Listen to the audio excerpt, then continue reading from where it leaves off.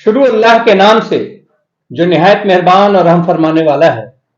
मेरे अजीज दोस्तों, आज जो हमारे मुल्क के हालात हैं, यहाँ के लोगों के हालात हैं, इसका जिम्मेदार कौन है? क्या कभी हमने ये सोचा है? क्या हमने कभी इतिहास पर गौर नहीं किया? इतिहास हमेशा आपको इसीलिए लिखी जाती है कि आपका फ्यूचर, आपका भविष्य उससे सुरक्षित हो। आप जो मंसूबाबंदी करें, इतिहास से सीखें और उसके बाद अपनी प्लानिंग और मंसूबाबंदी करें, ताकि जो गलतियां पूर्व में हो चुकी है वो वर्तमान और भविष्य में ना हो। इसके लिए इतिहास लिखा जाता है।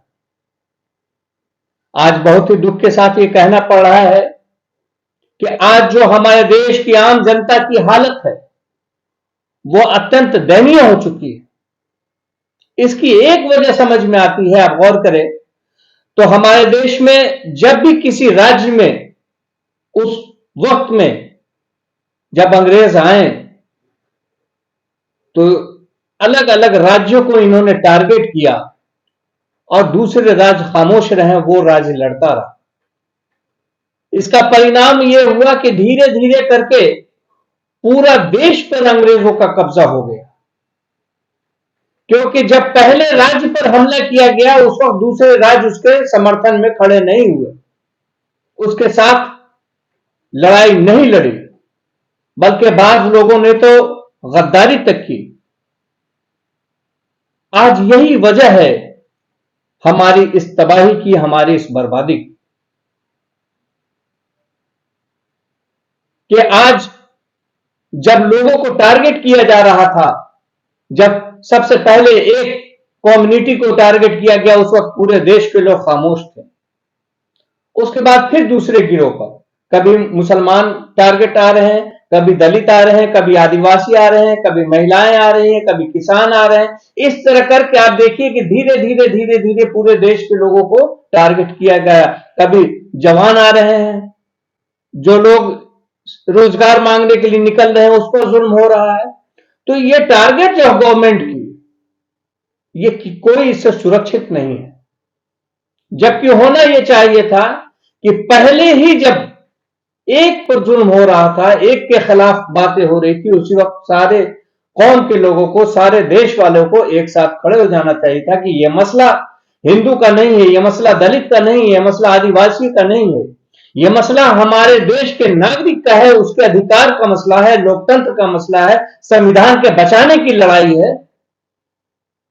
लेकिन अफसोस कि सब ने अपनी अपनी लड़ाई लड़ने की कोशिश की और बाकियों ने उसका समर्थन नहीं किया। नबी अकरम सल्लल्लाहु अलैहि वसल्लम फरमाते हैं कि सबसे बड़ा जिहाद यह है कि जालिम बादशाह के सामने, जालिम हुक्मरान के सामने आप सच बात बोलो, हक बात बोलना।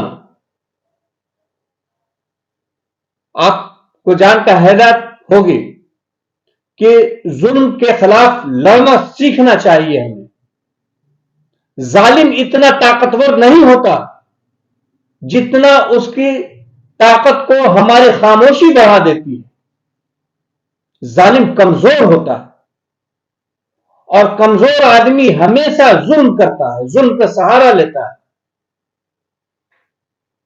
तो वैसा बादशाह, वैसा राजा, वैसा देश का शासक जो लोगों पर, अपनी आवाम पर जुल्म करता हो, अपनी आवाम की समस्याओं का समाधान नहीं करता हो, उस वक्त देश की जनता का यह दायित्व बनता है कि वो तमाम लोगों के अधिकारों की लड़ाई स्वयं लड़े।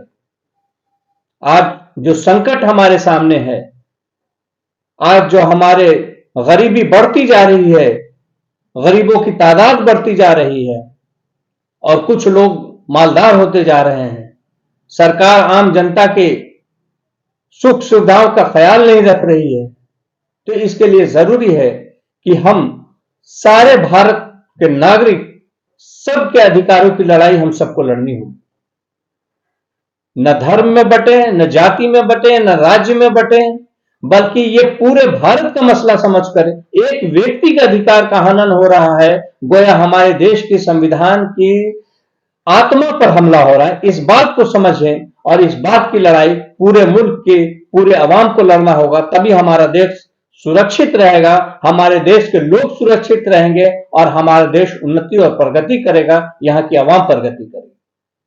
और जब तक इस भावना को हम अपने अंदर नहीं रखेंगे, तब तक ना हम प्रोग्रेस कर पाएंगे, ना हमारा देश प्रोग्रेस कर पाएगा। बज़ाहिर ये नजर आएगा, लेकिन अंदर से हम खोखले हो चुके होंगे। वैसे ही जैसे लकड़ी को हम देखते हैं कि बाहर से बहुत मजबूत नजर आती है, लेकिन अंदर से उसे दीमक ने खोखला कर दिया होता है, उसकी वो ताकत बाकी नहीं रहती है। उसी तरह से जब समाज बट करके रहेगा, समाज जुल्म के खिलाफ आवाज नहीं उठाएगा और हर आदमी अपने अपने मफाद की लड़ाई लड़ेगा, लोग एक दूसरे का साथ नहीं देंगे, तो इससे हमारा देश कमजोर होगा, हमारे देश की एकता और अखंडता पर इसका फर्क पड़ेगा, असर पड़ेगा। इस बात को समझने की जरूरत है। धन्यवाद।